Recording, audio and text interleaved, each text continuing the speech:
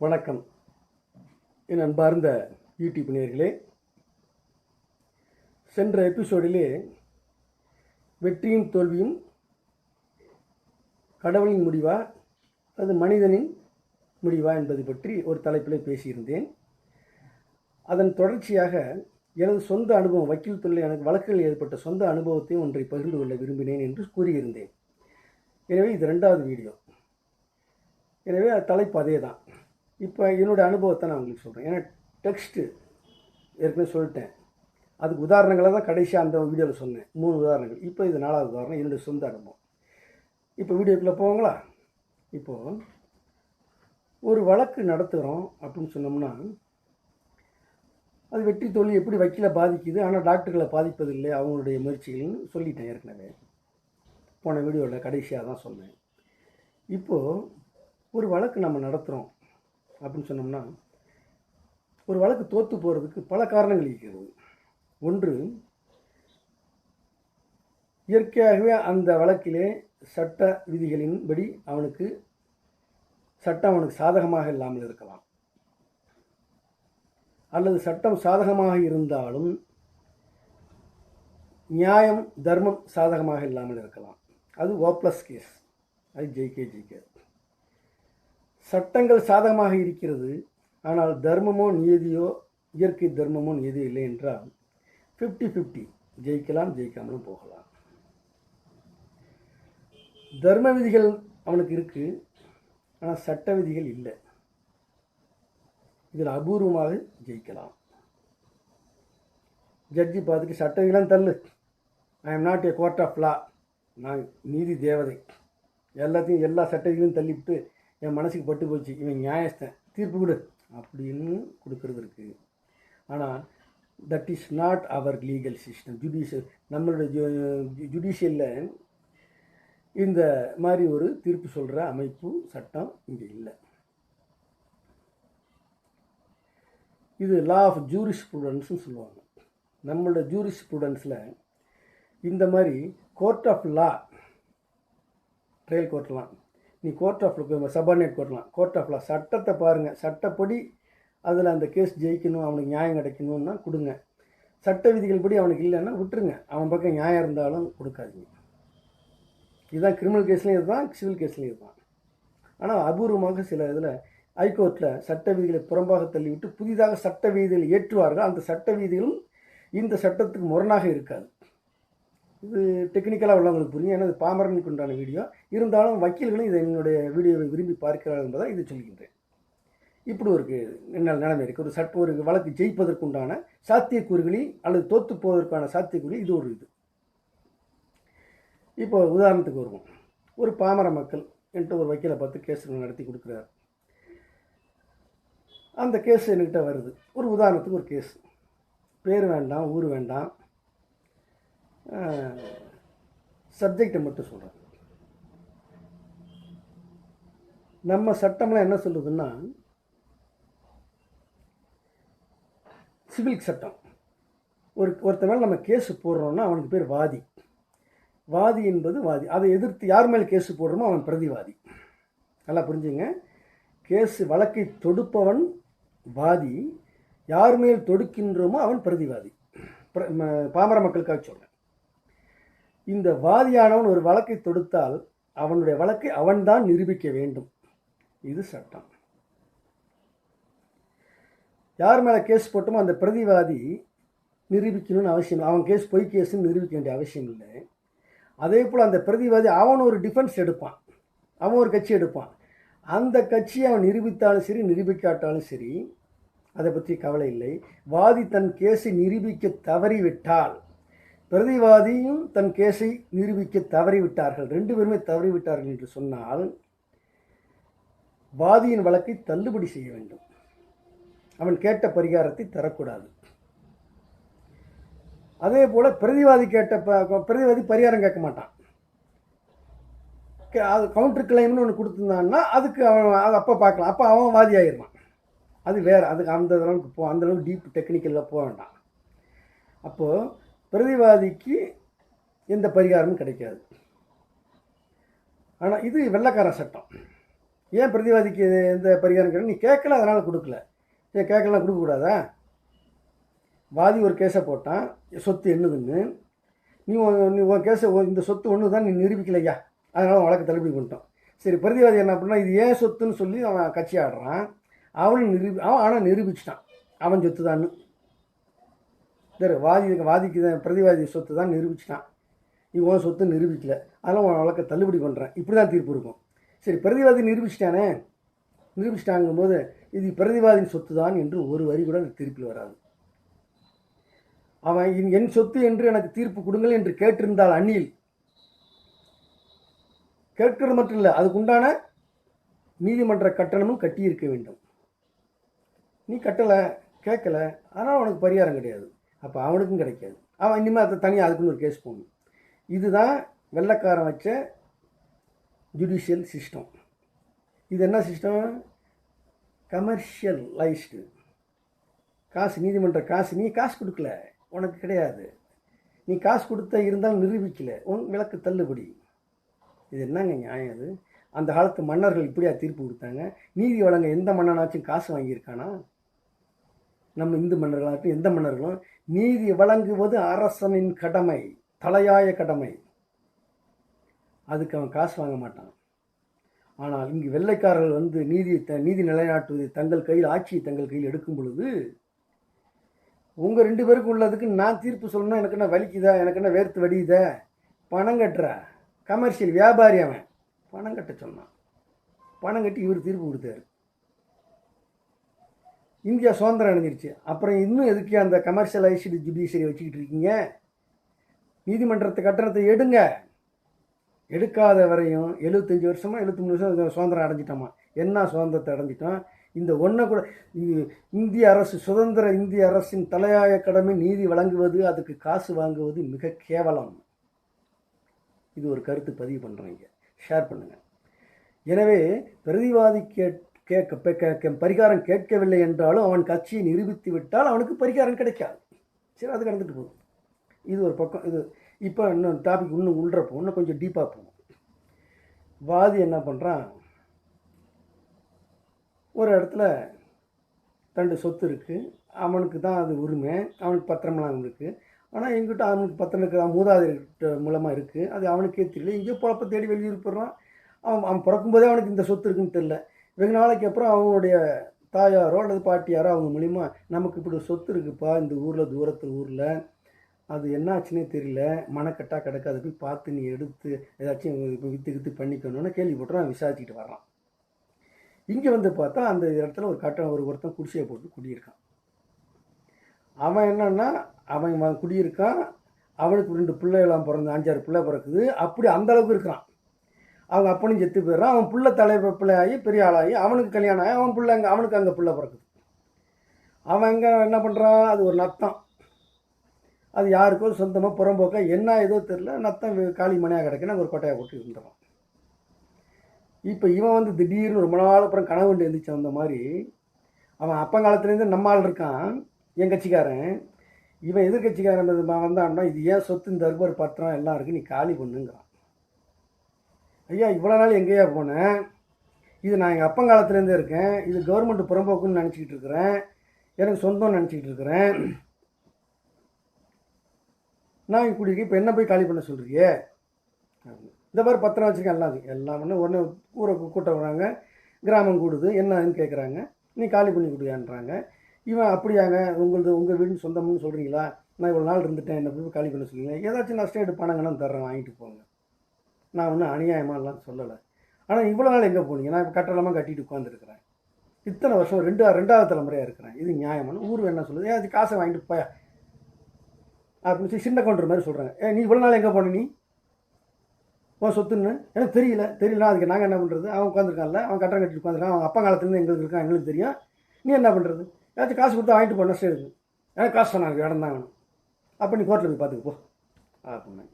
அவனும் சரி பார்த்துன்னு போட்டான். அவன் அந்த டேட்டில் போனான் பாருங்க, போயும் 12 வருஷம் ஒன்றும் செய்யல. அதுக்கப்புறம் சரி இனிமேல் வந்துட்டு மீட்க முடியாதுன்ட்டு அவன் மறுபடியும் அவன் பொழப்ப பார்க்க போயிட்டான். அவனுக்கு என்னென்ன சொல்லணும் அப்படியே போட்டான்.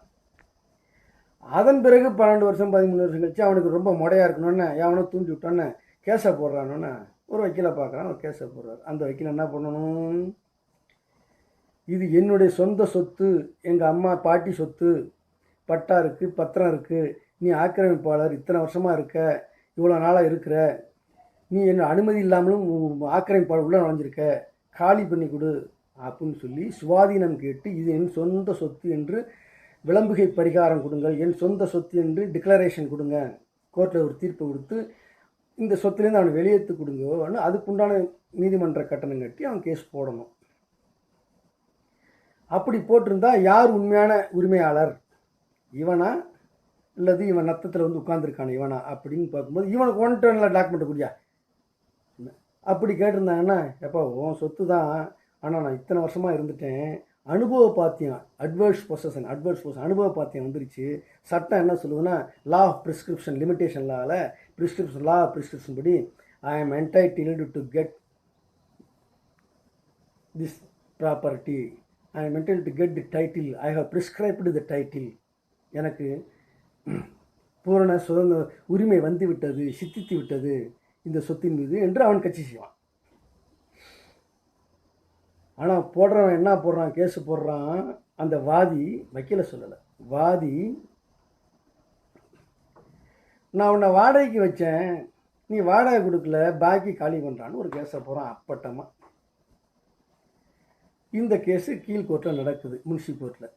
அங்கே தீர்ப்பாவது வாடகைதாரர் என்று நிரூபிக்கவே இல்லை, இவன் வாடகைதாரர் என்று சொல்வது தவறு அப்படின்னு ஆயிட்டாலே என்ன, அவன் ரெண்ட் கண்ட்ரோல் படி இவன் இவனை வெளியேற்றணும், நீ வாடகைதாரர் தான், நான் லேண்ட்லார்டு, நீ வாடகைதாரன்னு கேஸ் போடுறான். அந்த கேஸை அவன் நிரூபிக்கணும். லேண்ட்லார்டு அண்ட் டெனண்ட்னா அந்த ஜூரல் ரிலேஷன்ஷிப்பை நிரூபிச்சிருந்தா அன்னியில் நீ ஜெயிக்க முடியாது அப்படின்னு ஏகப்பட்ட ஜட்ஜ்மெண்ட்ஸ் இருக்குது. அதெல்லாம் வச்சு நான் வாதாடுறேன். நான் சொல்கிறேன் இந்த கேஸ் நிச்சயம் ஜெயிக்கான். ஏன்னா அவன் வாடகைதாரன்னு சொல்கிறான், அதுக்குண்டான ஆதாரமே இல்லை உன்ட்டு பல நீ அதுக்கும் அவன் சொல்கிறான். என்ன சொல்கிறான், அவன் என்ன சொல்கிறான், 1970 சொல்கிறான், 70 வாடகைதாரன்னு ஒரு வருஷத்தை குறித்து சொல்கிறான். அதுக்கு முன்னாடியிலேருந்து இவன் குடியிருந்துருக்கிறாங்கிறது இவன் ஆதாரம் வச்சுக்கிறான். இன்னொன்று உங்கள் அப்பா என்கிட்ட வாடகை கொடுத்தாருன்னு சொல்கிறான். ஒரு குறிப்பிட்ட வருஷத்துக்கு இத்தனை வருஷம் வரையும், ஒரு 2007 வரை உங்கள் அப்பா எனக்கு வாடகை கொடுத்தாருன்னு. அவர் 2004 செத்து போயிட்டார். அப்போ 2007 வரை அப்பா வாடகை கொடுத்தா நான் வாங்கினேன்னு சொல்லுவது பொய் தானே. இதெல்லாம் வச்சு நான் வாதாடி ஜெயிச்சிடலான்னு சொல்லி அதே மாதிரி வாதாடுறேன். ஆனால் அந்த வழக்கு எனக்கு தோற்றுவிட்டது. பெரிய அதிர்ச்சி. வாதி தன் வழக்கை தானே நிரூபிக்க வேண்டும், வாதி நிரூபிக்க தவறிவிட்டால் வாதியின் வழக்கை தள்ளுபடி செய்ய வேண்டும். அந்த அம்மா என்ன பண்ணுறாங்க, நீதிபதி அம்மா, பேர் வேண்டாம், நீ அனுபவ பாத்தியன்னு சொல்கிறியே அதை நிரூபிக்கலன்னு சொல்லி ஒரு தீர்ப்பை கொடுத்துட்டு போயிடுச்சு அந்த அம்மா. நான் எதுக்கு அனுபவத்தை நிரூபிக்கணும், நீ சொத்து உன் சொத்து சொந்த சொத்து தான், இல்லைன்னு சொல்லலை, நீ வாடகைதாரில் கேஸ் போடுற, உன் கேஸ் தப்பாச்சு அப்படின்னு நான் வாதம் பண்ணுறேன். So according to the supreme கோர்ட்லேருந்து ஹைகோர்ட்டில் உள்ள ரூலிங்ஸ் படி வாடகைதாரன் நிரூபிக்க, நான் வாடகைதாரங்கிற ரிலேஷன்ஷிப் நிரூபிக்கலாம் கேஸ் தள்ளுபடி தானே, அதானே பண்ணணும், நியாயம் பண்ணலை.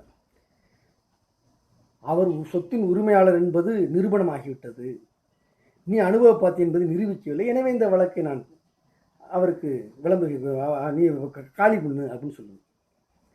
அப்பீல் போகிறேன். அப்பீல் போகிறதுக்கு முன்னாடி ஜட்ஜ்மெண்ட்டை படிக்கிறேன். இங்கே தான் பாருங்கள், ஜட்ஜ்மெண்ட்டை படிக்கிறேன். ஜட்ஜ்மெண்ட்டை படிச்சுட்டு அதில் இதான் இவ்வளோ தான் இருக்குது. அவர் சொத்து உரிமைதாரர், இவர் அனுபவ பாத்தியத்தை நிரூபிக்க, எனவே நான் அவருக்கு வாதிக்கு ஆதரவாக நீ காலி பண்ணிட்டு போடான்னு வந்துருச்சு. டெப்போசிஷன் சாட்சிகள் விசாரித்தோம்ல, அந்த டெப்போசிஷன் விசாரிக்கும் போது நான் வந்து ஒரு என் பிரதிவாதி, நான் என் பிரதிவாதிக்கு சார்பாக ஒரு இன்னொரு சாட்சி விசாரிச்சிருக்கேன், அந்த தெருவை சேர்ந்தவரை. அவரை எதிர் வக்கீல் வாதியின் வக்கீல் கிராஸ் பண்ணுறாரு. கிராஸ் பண்ணும்போது இங்கே தான் பாமர மக்களுக்கு புரியணும், வக்கீல்களுக்கு புரியும், பாமர மக்களுக்கு புரியணுங்கிறது கொஞ்சம் விளக்கமாக சொல்கிறேன், கொஞ்சம் எளிமைப்படுத்தி சொல்கிறேன், வக்கீல்களுக்கு முகம் சொல்லிக்க வேண்டாம். வழக்கில் விசாரணை பண்ணும்போது, குறுக்கு விசாரணை பண்ணும்போது சஜஷன் ஒன்று போடுவாங்க. சஜஷன் போடும்போது இந்த எல்லாத்தையும் கேட்டுட்டு, இந்த வார்ப்பா நீ பொய் சாட்சி சொல்கிற, உனக்கு இந்த பிரதிவாதி உனக்கு ரொம்ப வேண்டப்பட்டவர் தானே, சொந்தக்காரர் தானே அப்படின்னு. ஆமாம், அதனால தான் நீ இப்போ அவருக்கு சாதகமாக பொய் சாட்சி சொல்கிறேன்னு சொல்கிறேன் அப்படின்னா, அப்படி சொன்னால் அது தவறு என்று டைப் செய்வார். என்னப்பா ரைட்டா அப்படி சொல்கிறேன், இல்லைங்க அப்படிலாம் இல்லைங்க, நான் உண்மையை தான் சொல்கிறேன். சரி, என்ன இந்த பிரதிவாதிக்கு நான் சொந்தக்காரர் என்பதாலும் மிக வேண்டிய நண்பர் என்பதாலும் நான் பொய் சாட்சி சொல்கிறேன் என்றால் அது தவறு என்று சொன்னால் அது சரியில்லைன்னு அடிப்பாங்க. இதே மாதிரி ஒவ்வொரு சஜஷனுக்கும் சரியில்லைன்னு வரும். அப்போ அந்த வக்கீல் என்ன பண்ணுறாரு, ஒரு சஜஷன் போடுறாரு. அவர் வாடகைதாரர், அவர் வாடகைக்கு தான் குடியிருந்தார் அப்படின்னு ஒரு கேள்வி கேட்குறாரு. அதுக்கு அவர் வாடகைதாரர் இல்லை என்று பதில் சொல்கிறதுக்கு முன்னாடி அவர் என்ன பண்ண, இந்தாருப்பா அவர் வாடகைக்கு தான் குடியிருந்தார்,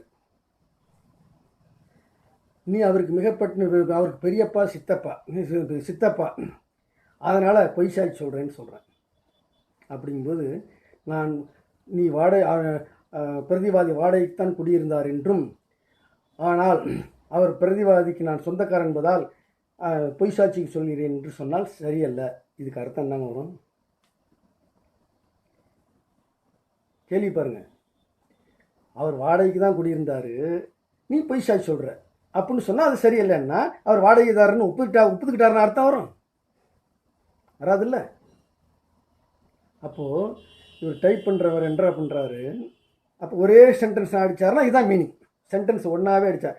அவர் வந்தவர்ப்பா அவர் வாடகைன்னா, அவனை பிரதிவாதி வாடகைக்குத்தான் குடியிருந்து வந்தார், நீ அவருக்கு வேண்டப்பட்டவன் என்பதால் பொய் சாட்சி சொல்கிறேன் என்று சொன்னால் அது சரியல்ல அப்படின்னா ஒரே சென்டென்ஸ் தான் வரணும். டைப் பண்ணுற என்ன பண்ணுறாரு, அவர் வாடகைக்குத்தான் குடியிருந்து வருகிறார், ஃபுல் ஸ்டாப் அடிச்சிட்டார், ஒரு ஃபுல் ஸ்டாப் பட்டன் அப்படி அடிச்சிட்டார், அது ஒரு தனி சென்டென்ஸ் ஆகிடுச்சு. அவருக்கு நீ சித்தப்பா என்பதால் பொய் சாட்சி சொல்கிறேன் என்பதால் அது சரியல்ல என்று சொன்னால் அது பொய். அப்போ இது ஒரு ஸ்டேட்மெண்ட்டு, அது ஒரு ஸ்டேட்மெண்ட்டு. அப்போ இந்த ஸ்டேட்மெண்ட் என்ன, அவர் வாடகைக்கு தான் குடியிருந்து வருகிறார் ஒத்துக்கிட்டார், அவர் சாட்சியை ஒத்துக்கிட்டார். அப்படி வந்ததா இல்லையா? இதை பார்த்தா நான் பதறிட்டேன். ஆனால் இந்த பாயிண்ட்டை கீழ்கோர்ட்டில் அந்த வாதியின் எனக்கு எதிரான வாதியின் வக்கீலும் சுட்டி காட்டி பேசவில்லை. இங்கு தான் இறைவன் அழகை பார்க்க வேண்டும், நீதி வழங்க அழகை. அவரும் அதை பற்றி தொட்டு பார்க்கல. அந்த நீதிபதி அம்மாவும் அந்த பாயிண்ட்டுக்குள்ளே போகலை. ஆனால் நான் இதை பார்த்தோன்னே சரி, இந்த புல் ஸ்டாப் படித்து தப்பாச்சே, அந்த புல் ஸ்டாப் நீக்கணும், இந்த மாதிரி தான் சொல்லியிருக்காருன்னு ஒரு ரெவியூ பெட்டிஷன் போடணும்னா அந்த மாதிரி இந்த பாயிண்ட்லேயும் தீர்ப்பு சொல்லலையே, அப்புறம் என்னத்துக்கு இந்த பாயிண்ட்டு தொடவே இல்லையா, நம்ம ஏன் அதை போய் தொட்டுக்கிட்டு தூங்குற புள்ளி எழுப்பிக்கிட்டு அனுப்பி பேசாமல் விட்டு அப்பீலில் பார்த்துக்கணும். அப்பீலில் போகிறோம். அப்பீலில் போகும்போது இந்த பாயிண்ட் அவர் தொடுவார் போட்டிருக்கு. சாட்சிகள் என்ன சொல்லியிருக்காங்கன்னு கேட்டவொடனே நான் உஜாராயிட்டேன். ஆஹா, இவர் சாட்சி விசாரணையும் படித்த அந்த பாயிண்ட்டை தொட்டுட்டாருன்னா நமக்கு வீக்காக போயிடும், ஒரு சின்ன தவறு டைப் புல் ஸ்டாப்பெல்லாம் நடந்த தவறு அப்படின்னு சொல்லிட்டு நான் பயந்துக்கிட்டேன். அப்படின்னா இந்த வழக்கிலே ஒரு சின்ன டைப்போகிராஃபிக்கல் மிஸ்டேக் இருக்குங்க, அதை நீங்கள் பெருசுப்படுத்தக்கூடாது என்று சொல்வதற்காக ஒரு உதாரணம் ஒன்று சொல்கிறேன். அந்த ஜட்ஜிகிட்ட பேசும்பொழுது புல் ஸ்டாப் கமா இங்கிலீஷில் எவ்வளோ முக்கியம் என்பதற்கு டாக்டர் பென் ஜான்சன் என்ற ஒரு எஸ்ஏயிஸ்ட், ப்ரோஸ் எழுதுகிறவர், ஒரு கட்டுரையாளர், பெரிய இலக்கியவாதி இங்கிலாண்டில். நான் ஆங்கில இலக்கியம் படித்து தொட்டு அவர் இதை கோட் பண்ணி சொல்கிறேன். ஒரு full stop comma punctuation is very important for the English language. எந்த லாங்குவேஜுக்குமே அது அர்த்தத்தை மாற்றிருங்கிறதுக்காக ஒரு உதாரணம் சொல்கிறாருங்க. என்ன சொல்கிறாருன்னா, ஒரு ஜட்ஜி ஸ்டெனோட டைப் பண்ண சொல்கிறாரு, கிரிமினல் கேஸில் தூக்கு தண்டனை கொடுக்குறாரு. Leave him not hang him அப்படின்னு டைப் சொல்கிறாரு. அதை டைப் பண்ணுறாங்க. லீவ் ஹிம், லீவ்னா விடு, லீவ் ஹிம் நாட் விடாதே அவனை, கமா ஹேங் ஹிம் தூக்கில் போடு அப்படின்னு. இப்போ டைப் படிக்கிறான்ட்டா leave him comma not hang him, வார்த்தை அதே தான், கமா முன்னாடி நாட்டுக்கு முன்னாடி வந்துருச்சு. அர்த்தம் என்ன, லீவ் ஹிம் விட்டு விடு, நாட் ஹேங் ஹிம் தூக்கில் போட. அவன் விடுதலை ஆகிட்டான். என்ன விடுதலை ஆகிட்ட அப்படின்னா, தீர்ப்பு படி என்ன நான் என்ன அவனை தூக்கில் போடலாம் தீர்ப்பு கொடுத்தேன். இந்த பாருங்கள் நீங்கள் தீர்ப்பு, லீவ் ஹிம் விட சொல்லிட்டீங்க, நாட் ஹேங்கிங் போட்டு. அடப்பாவி, லீவ் ஹிம் நாட் விடாதே அவனை, ஹேங்கிங் முன்னாடி சொன்னேன், கமா தூக்கி முன்னாடி போட்டோன்னே அவன் கமா பறந்துட்டான், அவன் உயிருக்கு ஜாலின்ட்டு. அப்போ இதை நான் கோட் பண்ணி பேசுகிறேன் இங்கிலீஷில், சப்கோர்ட்டில், பிரின்சிபல் சப்கோர்ட்டில் பேசுகிறேன். அந்த ஜட்ஜி இதை பார்த்துட்டு பாராட்டுறாரு. என்னுடைய தஞ்சையை சேர்ந்த வழக்கறிஞர்கள் நண்பர்கள் அனைவருக்கும் தெரியும், என்னுடைய ஆர்கியூமெண்ட் மிக கவர்ச்சிகரமாகவும் ஆங்கிலத்தில் மிகச்சிறந்த புலமை மிக்கதாக இருப்பது என்பது பலரும் என்னை பாராட்டியிருக்கிறார்கள், தற்புகழ்ச்சிக்காக சொல்லவில்லை.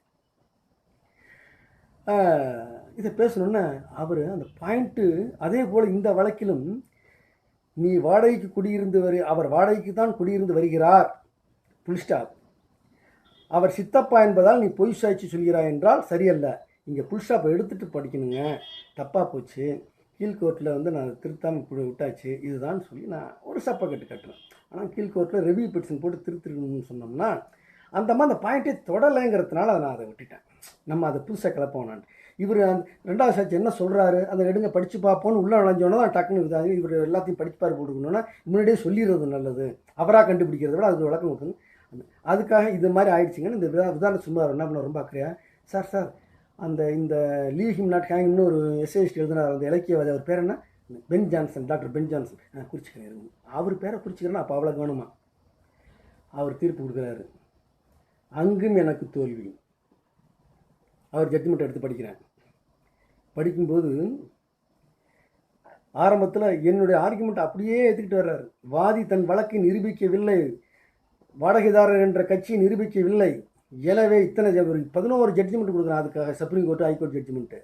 வாடகைதாரர் என்றால் ஜூரல் ரிலேஷன், வாடகைதாரர்னே இருக்குது. Jural relationship between the tenants, இந்த tenancy between the client and the defendant.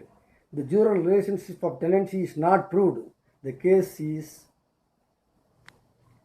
will go to against the plaintiff. The case will not be sustained. அது கேஸ் முடிஞ்சு போச்சு. அவர் கேஸை டிஸ்மிஸ் தான் பண்ணணுங்கிற 11 தீர்ப்பு கொடுத்துருக்கேன். அதை விளக்கி ரொம்ப அருமையாக பேசுகிறேன். பல வழக்கறிஞர் நண்பர்களும் அப்படியே அதை ஆர்வத்துடன் கவனித்தார்கள். எதிர் வழக்கறிஞர்களும் பயந்து போய் அவர் என்ன பண்ணுறாரு, இந்த கேஸ் ஜெயிக்கிறது இங்கே கஷ்டங்கிற மாதிரி அவரும் மனசுக்கு அவர் மூஞ்ச பார்த்தோன்னே எனக்கு தெரியுது. ரொம்ப இங்கே அப்பீல் அடி வாங்கிடும்னு தான் அவரும் நினச்சிட்டு போகிறாரு. ஏன்னா அவ்வளவு ஜட்ஜ்மெண்ட்லேயே அப்படியே என்னோடய ஆர்கியூமெண்ட் அத்தனையும் சொல்ல படிச்சுக்கிட்டே வந்தோம்னா நமக்கு தீர்ப்பு ஆக போகுதுன்னு நினைக்கிறோம். கடைசியில் என்ன பண்ணிட்டாரு, நான் ஏற்கனவே ஒரு உதாரணம் சொன்ன பாருங்கள். தர்மமும் நீதியும் இருந்தால் கோர்ட்டில் உள்ள சட்டத்தெல்லாம் தள்ளு, நான் நீதி தேவதை, நான் தீர்ப்பு குளிப்பேன் அப்படின்னு சொல்லிட்டு அவர் என்ன பண்ணுறாரு, சட்டத்தை எல்லாம் தள்ளிட்டு எல்லாத்தையும் சொல்லிவிட்டு கடைசியில் வந்து ஒரு பல்ட்டி அடிச்சார் பாருங்க. அந்த பல்ட்டி அடிச்சு என்ன பண்ணுறாரு, ஏன்னா அவர் மனசுக்குள்ளே என்ன போயிடுச்சுன்னா, அவன் பாவம் சொந்த சொத்துக்காரன் எங்கேயோ விட்டுட்டு போயிட்டான், இவன் ஏதோ காலியாக கிடக்குன்னு இவங்க அப்பங்காலத்தில் உள்ள வந்துட்டான், இவன் அதுக்கப்புறம் இவன் அப்பங்காலத்துக்கு அப்புறம் இவனு வந்துட்டான், இவனுக்கு இடம் இல்லை, இவன் இடம் இல்லைங்கிறான், அனுபவ பாத்தியன்னு இருக்குது அப்படின்னு சொன்னாலும் அதை வந்து தள்ளி அந்த இதெல்லாம் தள்ளிடு. அவன் உரிமையாளர் தானே, நீ அனுபவ பாத்தியை நிரூபிக்கிறதுக்கு நீ ஸ்பெசிஃபிக் டேட்டெல்லாம் சொல்லலை கொள்ள அப்படின்னு சொல்லிவிட்டு ஏதோ ஒரு சப்பக்கட்டு கட்டி கீழ்கோர்ட்டே கன்ஃபார்ம் பண்ணுறேன், கீழ்கோர்ட்டு தீர்ப்பை நான் உறுதி செய்கிறேன்னு சொல்லி அவனுக்கு எதிர்பார்ட்டிக்கு சாதாரண தீர்ப்பு கொடுத்தார். உடனே என்ன பண்ண இதுலேயும் அந்த இப்போ கமா புல் ஸ்டாப் அந்த புல் ஸ்டாப் மேட்ரு வரல, அவரும் அதை தொடரலை. பென் ஜான்சன்லாம் கேட்டார், அவரும் அதுக்குள்ளே போகலைங்க. அப்போ எனக்கு என்ன ஆயிடுச்சு, ஹைகோர்ட்டுக்கு போகும்டா, செகண்ட் அப்பீல் உள்ளே தள்ளுனால விசாரிக்கவே 5 வருஷம் ஆகும். இது கண்டிப்பாக அளவாகும், அவ்வளோ கொஸ்டின் ஆஃப்லாம் இருக்குது, கண்டிப்பாக அளவுன்னு சொல்லி மெட்ராஸில் மதுரையில் போடுறோம். நான் மதுரை ஹைகோர்ட்டு போகிறதுனா நான் ஏற்கனவே 6-7 வருஷங்கள் சென்னை ஹைகோர்ட்டில் ப்ராக்டிஸ் பண்ணியிருந்தாலும் அதுக்கப்புறம் ட்ரையல் கோர்ட்டுக்கு வந்தாலும் இங்கேயே செட்டில் ஆகிட்டேன். ஹைகோர்ட்டுக்கு நான் மதுரை ஹைகோர்ட்டுக்கு போகிற வழக்கம் இல்லை. இப்போ கிளைண்ட்டுக்கு வந்து வக்கீல் எடுத்தாலும் நான் வக்கீல் வைத்து கொடுப்பதில்லை. உங்களுக்கு சும்மா தோதான வக்கீலுங்க பார்த்துக்கங்கன்னு அனுப்பிடுறேன். ஏன்னா இப்போ சில கசப்பான அனுபவங்கள் அதனால் ஏற்பட்டதுனால நான் வச்சு கொடுத்ததுனால இந்த வழக்கில் நம்மளுடைய இது இருக்கணும், நம்ம சொல்லணும், இந்த ஜட்ஜ்மெண்ட்லாம் நம்ம சொல்கிறத நம்ம கேட்குற வக்கீலாக இருக்கணும். ஒரு நல்ல வழக்கறிஞர்கிட்ட கொடுத்தேன். அவரும் என்ன பண்ணால் சென்னையில் ஒரு சிறந்த வழக்கறிஞர் தான் வச்சார். நல்ல வழக்கறிஞர் தான், நல்ல திறமையான வழக்கறிஞர். என்னுடைய இப்போ பாயிண்ட் நான் கொடுத்த ஜட்ஜ்மெண்ட் 11 ஜட்ஜ்மெண்ட்டையும் எல்லாம் அனுப்புனார். அங்கே எல்லாம் போணுச்சு. கேஸு ஃபைல் பண்ணி 6 மாதம் தான், நம்பர் ஆகி 6 மாதம் கூட ஆளுங்க. செகண்ட் அப்பீல் எதிர்பார்ட்டிக்கு நோட்டீஸே போல் என் கேஸ் டிஸ்மிஸ். அங்கேயும் எனக்கு அசந்துட்டேன், என்னடா அது பயங்கரத பிரயத்தனம் பண்ணுறேன், இவ்வளோ லா சட்டத்தில் இருந்தும் இதை ஏன் ஏற்றுக்கல? அப்போ வாதி தன் ஜூரல் ரிலேஷன்ஷிப் டெனன்சி நிரூபிக்குங்கிறது இத்தனை தீர்ப்பும் பொய்யா? அது யாருமே கையில் எடுத்துக்கலையா? ஏன் எதிர்பார்த்து நோட்டீஸ் விட போகலையே? எடுப்புலேயே செகண்ட் அப்பீலை அலோவ் பண்ணுறதுக்காக, அப்பீலை அட்மிட் பண்ணுறதுக்காக எடுக்கும் பொழுது அட்மிஷன் ஸ்டேஜ்லேயே ஃபுல் மெயின் அப்பீலே எடுத்து நான் விசாரிக்கணும்னு சொல்லி ஒரு மிகப்பெரிய ஜட்ஜு தான், அவரும் திறமையான ஜட்ஜு தான். அவர் ஒன்றும் சாதாரண விவரம் தெரியாத ஜட்ஜ் என்று குறை சொல்ல முடியாது. பல நல்ல தீர்ப்புகள் அவர் கொடுத்ததை நான் படித்து பாராட்டியிருக்கிறேன். லா வீக்லியில் வந்திருக்கு. அப்பேற்பட்ட ஜட்ஜு தான். வழக்கறிஞர் நல்ல வழக்கறிஞர் தான். ஆனால் அந்த வழக்கு தோற்றுருச்சுன்னா அந்த ஜட்ஜ்மெண்ட்டை படித்து பார்க்குறேங்க. அந்த நான் பர்டிகுலராக எனக்கு தீர்ப்பு கொடுத்த அந்த ஹைகோர்ட் ஜட்ஜு ஒரு தீர்ப்பு எழுதுனா 25 பக்கம் கூட வரும், அவ்வளோ நீண்ட ஜட்ஜ்மெண்ட்லாம் கொடுத்துருக்காரு. அவர் இங்கிலீஷ் பார்த்தீங்கன்னா ஹையஸ்ட், நான் டிக்ஷனரி பற்றி பார்க்கணும், அப்பேற்பட்ட ஜட்ஜி இது எடுத்து என்ன பண்ணுறாருன்னா ஒரே பக்கம், அந்த ஒரு பக்கத்துலேயும் பாரா வந்து ஏங்கே சென்னான்னு சுருக்கமாக சொல்கிறார், அவ்வளோதான். ரெண்டாவது ஒரே பாரால தீர்ப்பு, சாட்சியின் பிரதிவாதியின் 2வது சாட்சி தன்னுடைய வாக்குமூலத்திலே குறுக்கு விசாரணையிலே பிரதிவாதி வாடகைக்குத்தான் குடியிருந்திருக்கிறார் என்று ஒத்துக்கொண்டு விட்டார். எனவே ஜூரல் ரிலேஷன் நிரூபிக்கப்பட்டு விட்டது. இது பொய் கட்சி, எனவே தள்ளுபடி. ஷாருங்கா பாருங்க, அந்த ஒரே பாயிண்ட் அவர் கண்ணில் பட்டுச்சு பாருங்க, ஒரே பேராகிராஃபில் அடிபட்டுச்சு பாருங்க. என்ன சொல்றது இதுக்கு? நான் என்ன செய்யறது சொல்லுங்க. இதில் இன்னொரு பெரிய ஒரு அமானுஷ்யம் என்னன்னா, இந்த 11 ஜட்ஜ்மெண்ட்டும் எடுத்துக்கொண்டு போய் மதுரை வக்கீல்கிட்ட கொடுக்கணுங்கிறதுக்காக தஞ்சாவூர் வக்கீல் அங்கேருந்து கொடுத்து அனுப்புகிறாரு பாருங்க, ஜாயிண்டாக அவர்கிட்ட கொண்டு கொடுக்குறதுக்காக இந்த பையனை வரிசையில் ஜெராக்ஸ் எடுக்கலாம். கிட்டத்தட்ட 250 பக்கத்துக்கு நம்ம 200 ரூபாய்க்கு போல் காசு போட்டு எடுக்கலாம். எடுத்துக்கொண்டாந்து எடுத்துக்கிட்டு அந்த வக்கீல்கிட்ட கொடுக்க போகும்போது, சரி இப்போ அவன் வண்டியில் என்ன பண்ணுறான், சார் என் வண்டியில் போய் ஏறுங்கன்னா அவன் வண்டியில் பைக்கில் ஏறி உட்காரன். நடுவெளியில் போய்ட்டு வண்டி பஞ்சர். வண்டி பஞ்சர் ஆகவே நல்லா சகனம் சரியில்லையே அப்படின்னு சொல்லிட்டு முதல்ல இந்த ஜட்ஜ்மெண்ட்லாம் கொடுக்க போகும்போது கட்டலாம் கொடுக்கும்போது சகனம் சரியில்லைன்ட்டு பக்கத்தில் மீனாட்சி சுந்தரேஸ்வரர் கோயில் இருந்தது. இந்த கோயிலில் போய் பேப்பர்லாம் வச்சுட்டு ஒரு கும்பிடு போட்டு வா, உன் கேஸ் நடக்கிறதே மீனாட்சி ஆட்சி பண்ணுற அந்த மதுரையில் தான், அவளோட அருள் இருக்கட்டும். என்னமோ தெரியலன்னு மனசில் எனக்கு கொஞ்சம் தடங்கள் மாதிரி தெரியுது. இன்னும் சொல்லியே சொல்கிறோம். ஒன்று அவனுக்கு கும்பிட்டு தான் கொடுத்தான், கொண்டு கொடுத்தோன்னே பாருங்கள், நாங்கள் தோற்று ஒரு 5 வருஷம் இந்த கேஸ் இழுத்துருந்து தோற்றுந்தா கூட எங்களுக்கு திருப்தியாக இருந்திருக்கும். செகண்ட் அப்பீல் எல்லாமே குறைஞ்சபட்சம் 3 வருஷத்துக்கு அப்புறம் தான் விசாரணைக்கு வரும். இது எல்லா வழக்கறிஞர்களுக்கு தெரியும், அது ஹைகோர்ட்டில். இது எடுத்தெடுப்பில் டிஸ்மிஸ், ஒரே பேராகிராஃப். உங்குத்தம்மா எங்குத்தம்மா யாரன்னா குத்தஞ்சொல்லன்னு நான் உட்காந்துருக்கேன். என்னுடைய பாடுபட்ட அறிவு, அத்தனை ஜட்ஜ்மெண்ட்டு, அத்தனை ரிட்டர்ன் ஆர்குமெண்ட்டு அவ்வளவும் இறைவன் பார்த்துக்கிட்டார்.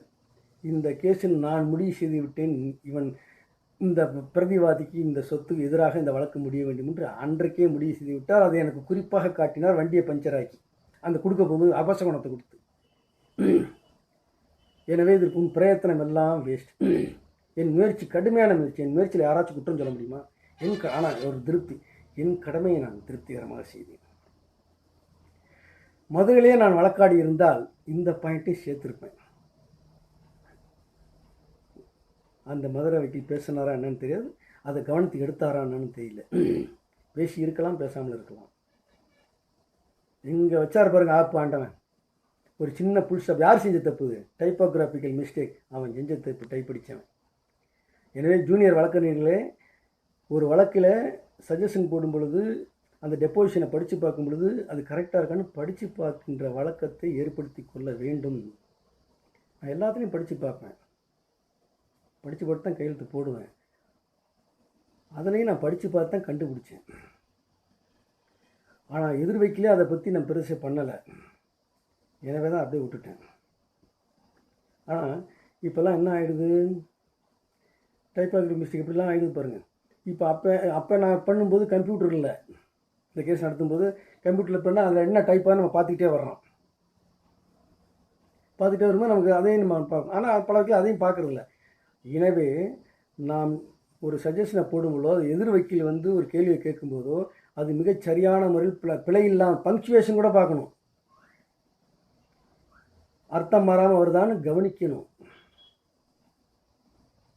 இது ஒரு முக்கியமான பாடம். அப்போது எங்கே மனுஷனை தட்டுறாரு பாருங்க ஆண்டவன், தட்டிட்டார்.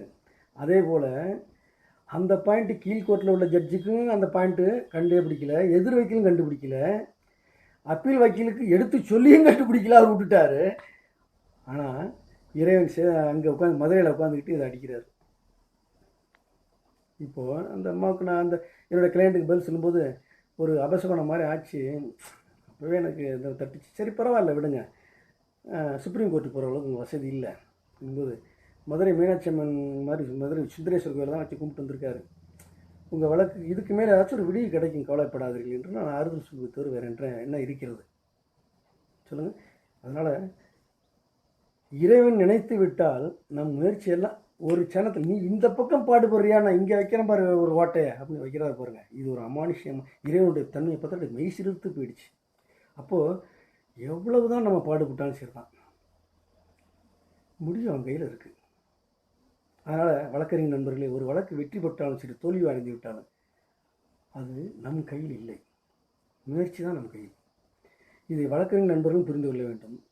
அதனால் ஒருத்தர் கேஸ் எதிர்வைக்கில் ஜெயிச்சிட்டாங்கனால அவன் மேலே ஒரு காண்டு வைக்கிறது, தோத்தவன் அவன் மேலே காண்டு வைக்கிறது. ஜெயிச்சிட்டானா?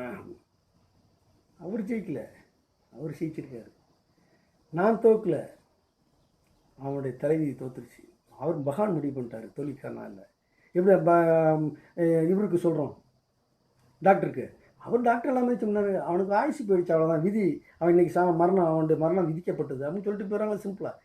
எனவே பாமர மக்களே, ஒரு வழக்கு தோற்றுவிட்டாலும் ஜெயித்து விட்டாலும் வழக்கறிஞர்களுடைய தவறு என்று நினைத்து விடாதீர்கள். உங்கள் வழக்கு ஜெயிக்குமா ஜெயிக்காதா என்று இறைவன் ஏற்கனவே தீர்மானித்ததுக்கு அப்புறம் தான் நீங்கள் வக்கீலையே பார்க்குறீங்க.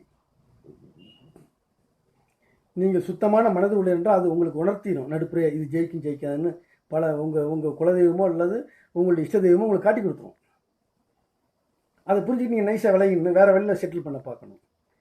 எனவே பாமர மக்களே, ஒரு வழக்கு ஜெயித்து விட்டு தோற்று விட்டாலும் வக்கீலில் போய் திட்டுறது, வக்கீலில் போய் பேசுறது, சரியில்லைங்கிறது இதெல்லாம் தவறு. அல்லது ஜட்ஜை பற்றி அவதூறாக பேசுறது, என்னமோ இருக்குங்கய்யா, ஜட்ஜுக்கு அவருக்கு ஏதோ இருக்குங்கய்யா, ஏதோ வாங்கிட்டாங்களோ அப்படின்லாம் வாயில் நரம்பு இல்லாமல் பேசுறது, இதெல்லாம் தவறு.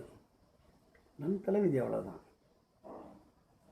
என்று உணர்ந்து கொண்டு பக்குவத்தோடு போகணும். இதுதான் முயற்சி. வெற்றியின் தொழில் யார் கையில் இருக்கிறது இந்த வழக்கில் சொல்லுங்கள்? எங்கையில் இருந்துச்சு? இறைவங்கையில் இருக்குது. பொய்யாமொழி புலவர் சொன்ன மாதிரி முயற்சி தன் மெய் எடுத்து குளிக்கிறோம்னா, இந்த வழக்கில் நான் என்னென்ன எத்தனை பாடங்கள் நான் கற்றுருக்கேன் இந்த வழக்கு இத்தனை வயசுலையும். ஏன்னா ஸ்டில் ஐ ஆம் ப்ராக்டிஷிங், மண்டக்கருவம் இல்லாமல் சொல்கிறேன். ஏன்னா இதில் எனக்கு எந்த கவனம் இல்லை. ஸ்டில் ஐ ஆம் ப்ராக்டிஸ். ஒவ்வொரு வழக்கையும் நான் ஒவ்வொரு பாயிண்ட்டை கற்றுக்கிறேன், அதை அடுத்த வழக்கில் கடைப்பிடிக்கிறேன். எனவே இதையும் ஒரு பாடமாக இளம் வழக்கறிஞர்கள் எடுத்துக்கொண்டு, வீடியோ கொஞ்சம் கூட போயிடுச்சுன்னா ரெண்டாக போட்டேன், இதுவே கொஞ்சம் கூட போயிடுச்சு, தயவுசெய்து மன்னிச்சுங்க, பொறுமையாக பாருங்கள், சப்ஸ்கிரைப் பண்ணுங்கள், லைக் போடுங்க பிடிச்சிருந்தா, பிடிக்காட்டினா விட்டுருங்க. இதில் எதுவும் தவறுகள் இருந்தால் கமெண்ட் பாக்ஸில் சொல்லுங்கள், இல்லை எனக்கு ஃபோன் பண்ணி சொல்லுங்கள். ஒரு நண்பர் இப்போ ரொம்ப பாராட்டினார், போன ஒரு எபிசோடில் கார் வாங்கி அமானுஷன் போட்டேன், அந்த வழக்கறிஞர்கள் கூப்பிட்டு ரொம்ப உணர்ச்சி ரொம்ப பாராட்டினார், சந்தோஷமாக இருந்துச்சு. அதனால் ஷேர் பண்ணுங்கள் அதிகமாக. உங்களுக்கு வாட்ஸ்அப் மூலியம் வந்தாலும் சரி, யூடியூப்பில் வந்தாலும் சரி, ஷேர் பண்ணி நிறையா ஷேர் பண்ணுங்கள் என்று கேட்டுக்கொண்டு விடைபெறுகிறேன். நன்றி.